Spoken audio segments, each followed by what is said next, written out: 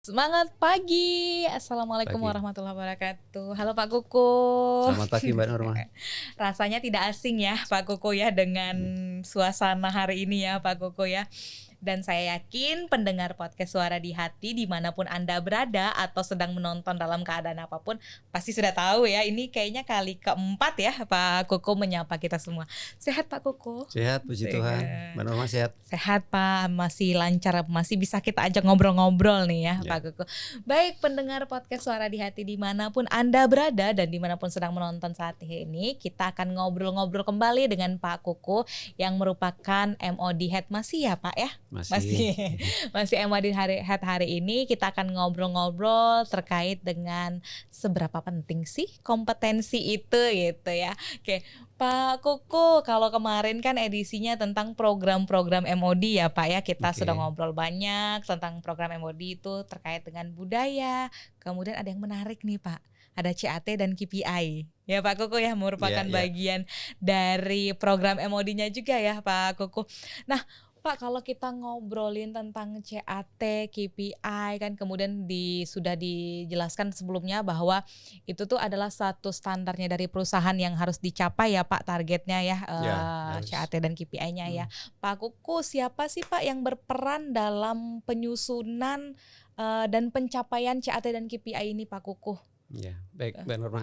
Sebelumnya saya sapa dulu ya. Oh, Semangat pagi insan Suara di Hati dimanapun berada.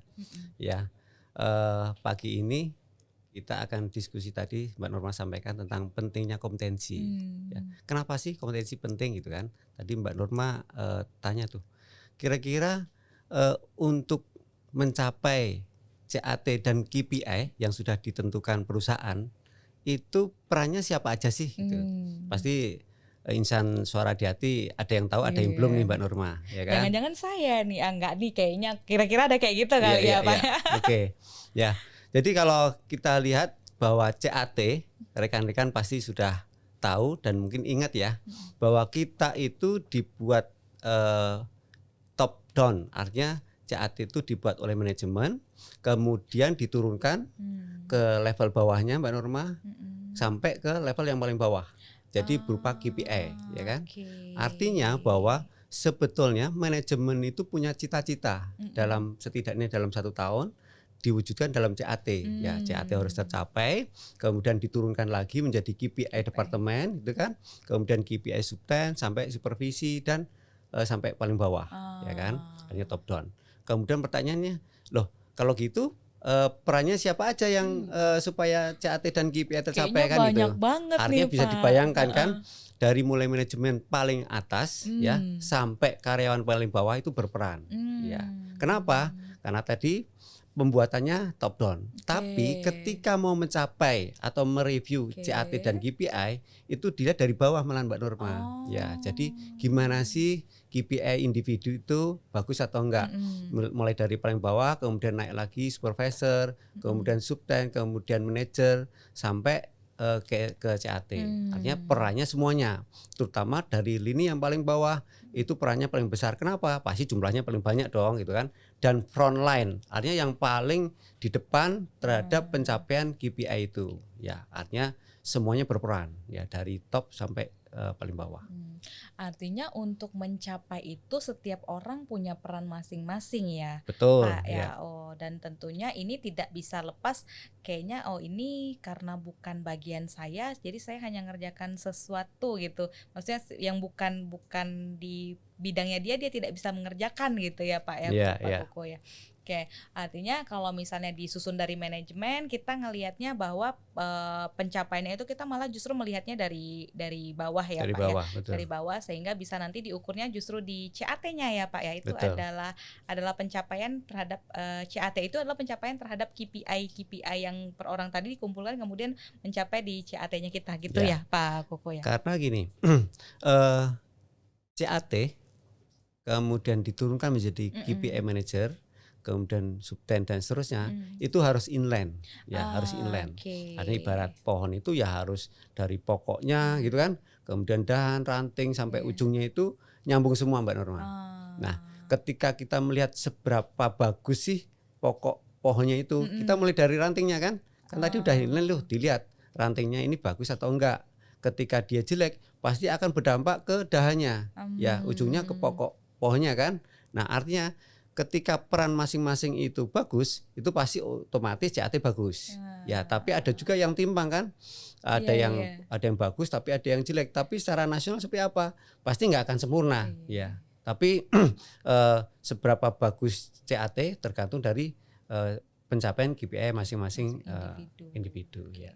Artinya mungkin kalau tadi pohonnya ada yang rapuh, ada yang menguatkan gitu ya Pak sehingga pohonnya bisa jadi utuh gitu. Betul ya Pak Kuku. Pak Kuku, kalau tadi kita ngelihat kan justru CAT KPI ini dia turun ya Pak, harus inline ke bawah ya. Inline ke bawah artinya dia mulai dari top manajemennya, kemudian diturunkan ke departemen dan turun lagi ke sub-sub departemen masing-masing ya Pak Kuku. Lalu Pak, kalau seperti itu apa sih Pak peran MOD atas pencapaian KPI dan CAT ini Pak Kuku? Ya, jadi MOD perannya mulai dari pertama penyusunan CAT ya, penyusunan CAT supaya apa yang menjadi keinginan atau target manajemen itu tersampaikan. Tersampaikan dalam bentuk apa? Dalam bentuk item-item apa, kemudian target berapa dan seterusnya. Itu yang pertama. Kemudian menurunkan menjadi KPI. Ya diterjemahkan dari CAT yang nasional atau secara umum atau manajemen secara besaran diturunkan ke masing-masing departemen atau manajernya menjadi KPI manager, ya kan? Kemudian turunkan lagi menjadi KPI subten, tapi itu menjadi responsible manager yang notabene boleh didampingi oleh MOD ya. Jadi dari mulai penyusunan KPI-nya dulu. Kemudian untuk implementasi kita juga menyampaikan review KPI dan CAT pencapaiannya seperti apa untuk periode kita mulai dari semester 1 seperti apa, kemudian nanti triwulan seperti apa dan harapannya nanti per bulan ya. Per bulan kita sampaikan kira-kira pencapaian seperti apa sih sehingga mempunyai gambaran semua departemen, semua karyawan, nanti diturunkan semua karyawan itu mempunyai gambaran CAT dan KPI-nya progresnya seperti apa. Kemudian ketika ada penyimpangan mereka sudah tahu lebih dini ya sehingga perbaikannya lebih cepat ya. Jangan sampai sudah akhir tahun baru tahu kan sehingga sudah terlanjur ya nggak bisa. Merah semua iya gitu, merah semua gitu kan. Tapi kalau kita sudah tahu dari semester 1 atau mungkin nanti tahun depan kita coba triwulan 1 gitu kalau memungkinkan ya. Itu sehingga lebih dini penyimpangannya dan kita bisa koreksi lebih cepat gitu. Nah, program MOD lainnya kita melihat bahwa untuk mencapai CAT dan KPI itu perlu kompetensi ya. Artinya kompetensinya harus bagus juga dong karyawan gitu kan. Kenapa? Kalau kompetensi nggak bagus nanti CAT dan KPI-nya nggak akan tercapai juga. Nah, artinya program MOD seperti itu ya. Harapannya kita bisa maksimalkan lagi sehingga KPI dan CAT ujungnya CAT bisa tercapai. Oke, Pak Kuku tadi nyebut kompetensi ya Pak ya, bahwa itu harus tercapai nih Pak Kuku kalau dengan adanya kompetensi. Sebenarnya Pak seberapa penting sih kompetensi karyawan itu terhadap capaiannya si CAT dan KPI dan kompetensi seperti apa sih Pak yang harusnya ada gitu? Ya, jadi mungkin merunut ke definisi kompetensi dulu ya. Kompetensi mungkin definisinya ada beberapa literasi ya yang notabene kalau saya simpulkan ya itu berhubungan dengan 3 hal ya kompetensi. Yang pertama tentang pengetahuan atau pemahaman ya. Kemudian ketika karyawan itu mengimplementasikan itu bicara tentang keterampilan dia. Kemudian yang ketiga dengan sikap kerja, artinya yang sesuai standar. Nah, dari kompetensi itu bisa kelihatan bahwa karyawan itu sesuai nggak sih dengan kompetensi yang seharusnya dia punyai ya.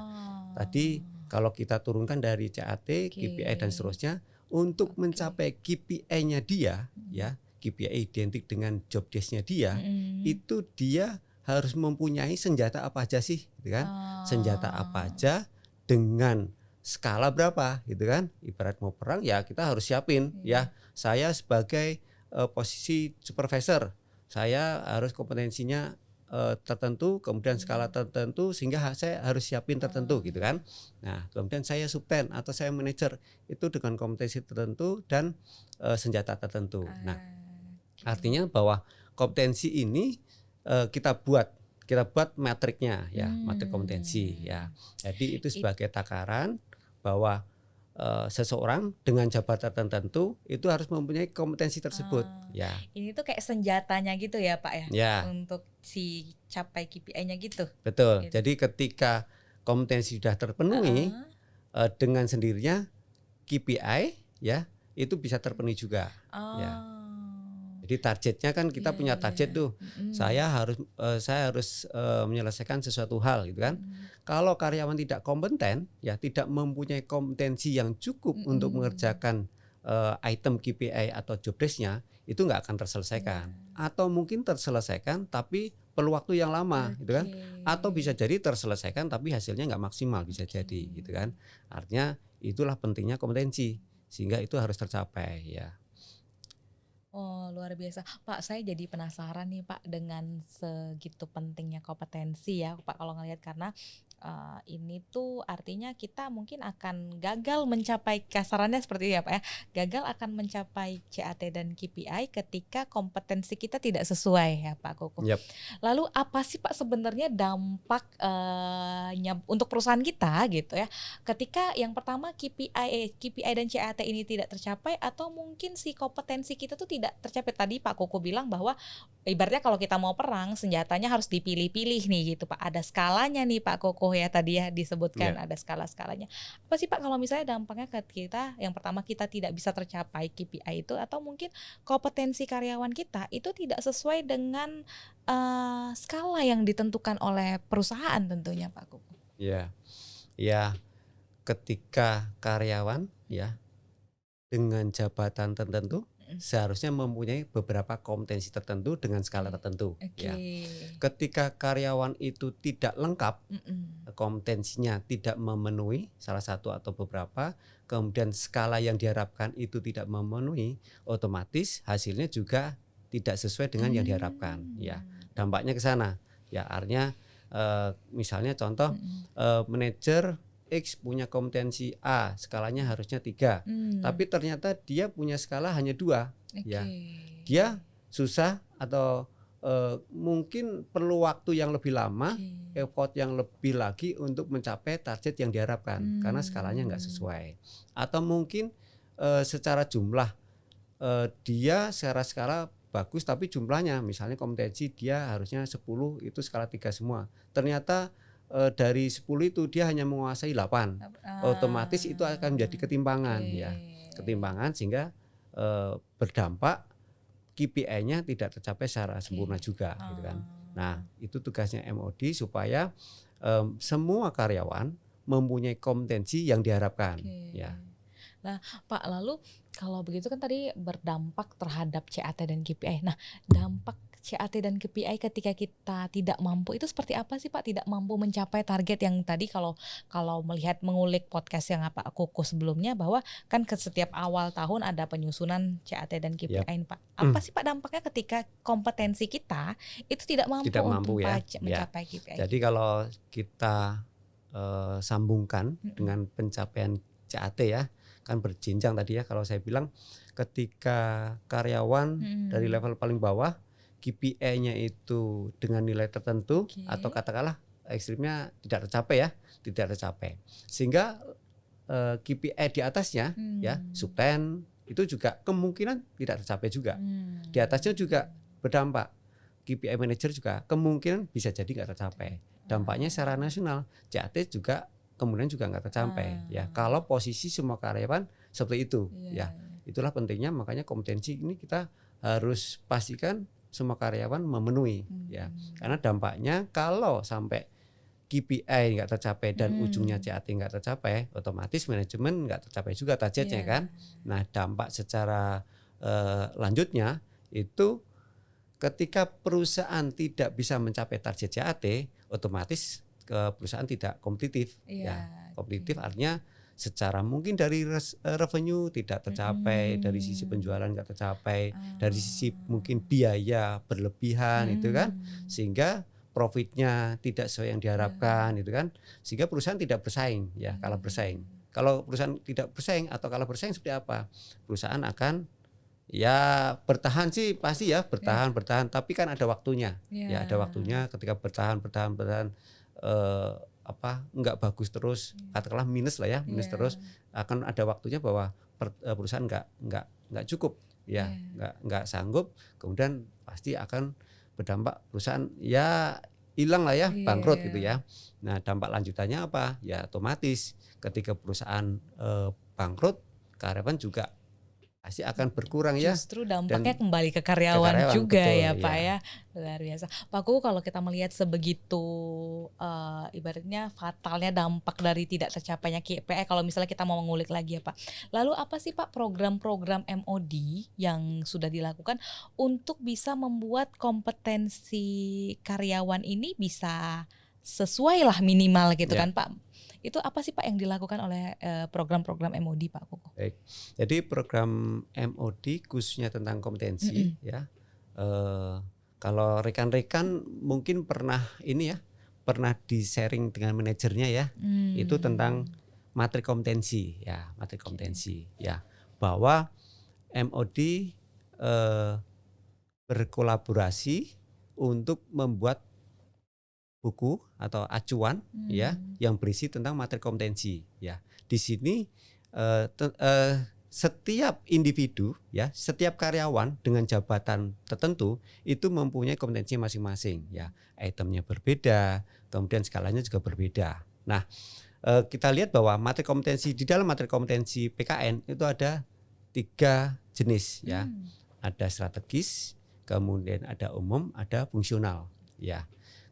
Khusus untuk yang strategis itu kompetensi subten up ya, subten up. Kemudian untuk umum itu semua.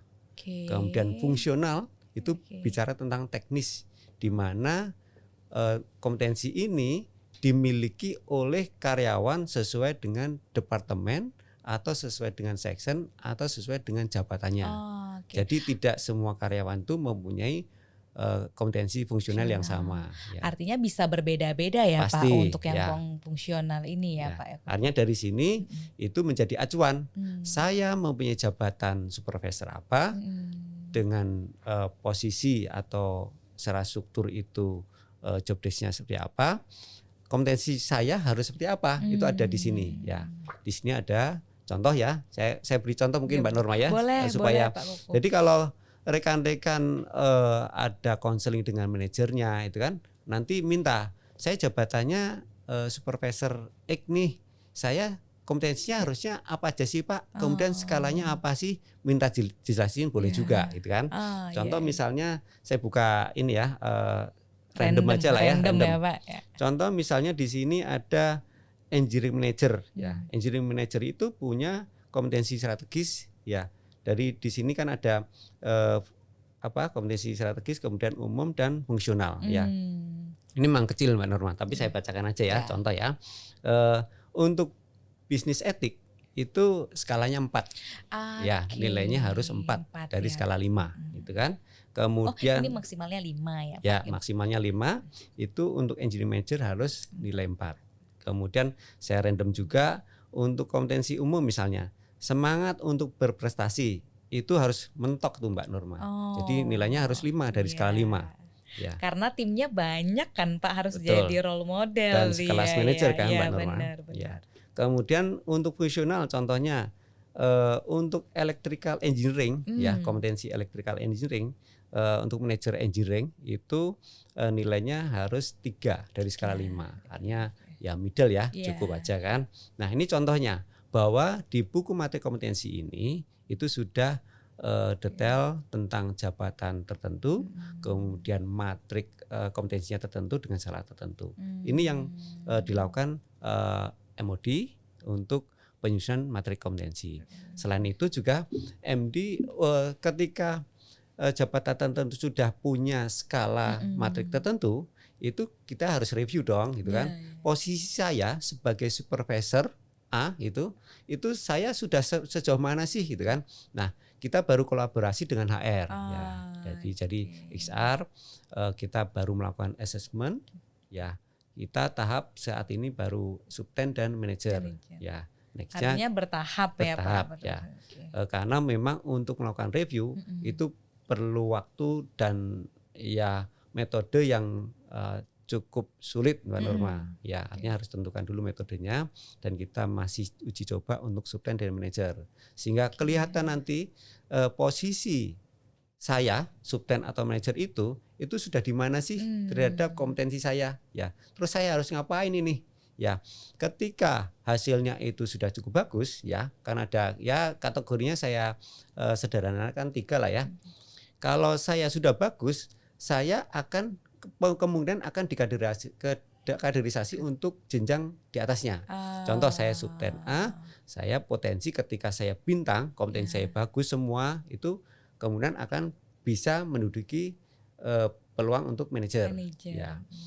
Itu kategori pertama. Yang kedua, kalau saya cukup nih, cukup misalnya saya tadi subten A, kemudian saya nilainya sesuai skala, itu berarti pengembangan. Ya, pengembangan kira-kira misalnya belajar untuk di tingkat manajer atau mungkin di section yang lain seperti itu ya. Kemudian ada yang ditambah tanggung jawabnya ya betul, Pak. Tanggung jawab untuk dia belajar kan. Kemudian kalau kurang ya ini kita ada pengembangan ya. Jadi karyawan itu ada pengembangan apakah dia benchmark, training, mungkin konseling, coaching dan lain-lain supaya kompetensi yang skalanya masih kurang itu bertahap menjadi terpenuhi ya. Jadi harapannya semua karyawan itu mempunyai kompetensi yang sesuai ya dan skalanya juga tercapai semua gitu kan. Nah, program MOD untuk kompetensi seperti itu memang ini perlu waktu yang cukup lama Mbak Norma, terutama supervisor ya. Karena kita jumlahnya cukup banyak betul. Ya, kemudian kita baru ya tadi metodenya enggak gampang Mbak Norma. Jadi kita baru trial untuk manajer dan subten. Ya. Luar biasa. Ini artinya karena sebegitu pentingnya sebuah kompetensi, akhirnya dibuat sebuah kegiatan yang runut ya Pak ya. Mulai kita dari penyusunan sebenarnya untuk seseorang di posisi A untuk dikatakan fit itu landasannya apa gitu ya Pak Koko ya. Aturannya apa dan dasarnya seperti apa. Kemudian akan di assessment ya Pak ya bareng dengan teman-teman HR nantinya bahwa untuk si yang sudah duduk di posisi A ini tadi, apakah dia memang benar sesuai atau mungkin justru sebenarnya dia bisa lebih ke atas lagi ya Pak Koko ya, atau star atau mungkin dia bisa coba belajar yang lain gitu ya Pak, atau mungkin memang kalau dia belum ada, maksudnya belum fit atau belum sampai gitu, mungkin bisa dikembangkan dalam bentuk yang lain-lain. Artinya ketika training pun ternyata bukan sembarang training gitu ya Pak Koko ya. Ternyata ada dasarnya kenapa sih orang ini dikasih training seperti itu ya Pak. Ini inline dengan penilaian PBPK sebenarnya Norma. Ya. Jadi PBPK kan salah satu itemnya adalah kompetensi ya. Kompetensi output dari penilaian itu adalah salah satunya adalah IDP ya, Individual Development Program. Artinya bahwa karyawan itu harus seperti apa, harus diapakan supaya dia bisa berkembang maksimal, ya kan? Artinya dia bisa training tertentu, tujuannya pasti untuk menambah skill dia terhadap kompetensi yang kurang tadi, gitu kan? Oke, luar biasa berarti benar ya Pak ya bahwa PKN ini tidak hanya memikirkan bagaimana caranya supaya bisa beroperasi untung gitu ya Pak ya, tapi memang sumber daya manusianya juga benar-benar diperhatikan ya Pak ya, mulai dari disusunnya budaya kerjanya sedemikian rupa, kemudian kita punya target yang jelas tadi ya Pak ya, mulai dari CAT, kemudian ada KPI-nya, kemudian kita juga MD juga mengukur bagaimana supaya karyawannya ini benar-benar bisa sesuai dengan job posisinya dia gitu ya Pak Koko ya. Oke, Pak Koko, apa sih harapannya MOD yang hari ini diwakili oleh Pak Koko untuk seluruh karyawan PKN Pak, atau seluruh pendengar podcast Suara di Hati pada hari ini? Baik, khusus untuk insan Suara di Hati ya Mbak Norma ya. Jadi kompetensi itu penting, yang pertama sangat penting ya.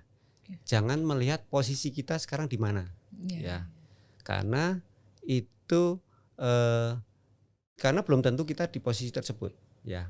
Artinya kalau kita menggerakkan diri kita untuk menambah kompetensi, itu pasti bermanfaat buat kita, ya kan? Misalnya perusahaan kok belum pakai kompetensi saya, ya nggak apa-apa, dimaksimalkan aja terus, gitu kan?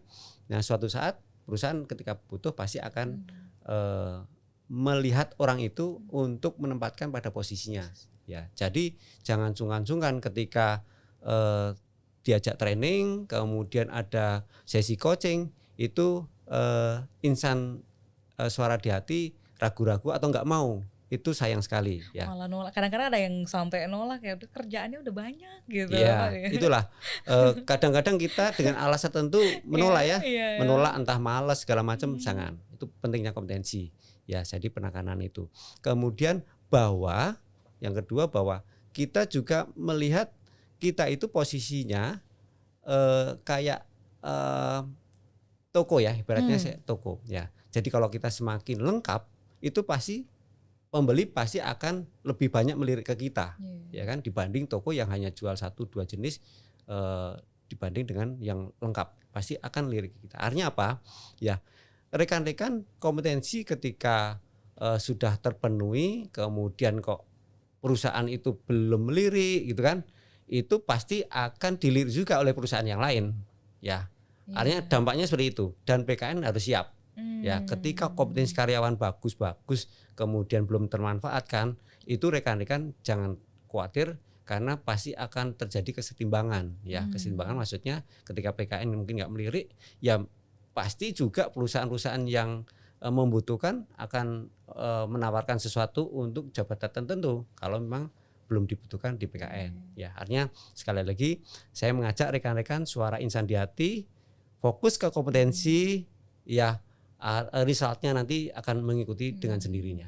Dan tentunya ini juga tidak akan dilewatkan ya Pak, sebenarnya dari manajemen itu pasti akan selalu memperhatikan karyawannya ya Pak Koko ya. Kalau misalnya kita lihat tadi ada pembuatan metrik kompetensi ini sebenarnya juga bagian dari usaha manajemen yang mungkin melalui MOD untuk memetakan kan ya Pak, karyawannya ini dia sudah fit, ini perlu kita kembangkan, ini sudah oke, kita akan pikirkan dia akan kemana, seperti itu ya Pak. Kalau misalnya saya ngelihat, karena teman-teman mungkin pendengar podcast Suara di Hati hari ini yang mendengar ini, kalau misalnya memang belum melihat matriksnya, sepertinya harus segera menghubungi DevHead-nya ya, Pak Koko ya, untuk melihat sebenarnya yang diharapkan dari orang itu apa sih gitu, yang manajemen harapkan dari orang itu apa sih gitu, karena kan ada standar yang skala minimal di skala 3 mungkin atau skala 2 sesuai dengan buku matriksnya ya Pak Koko ya.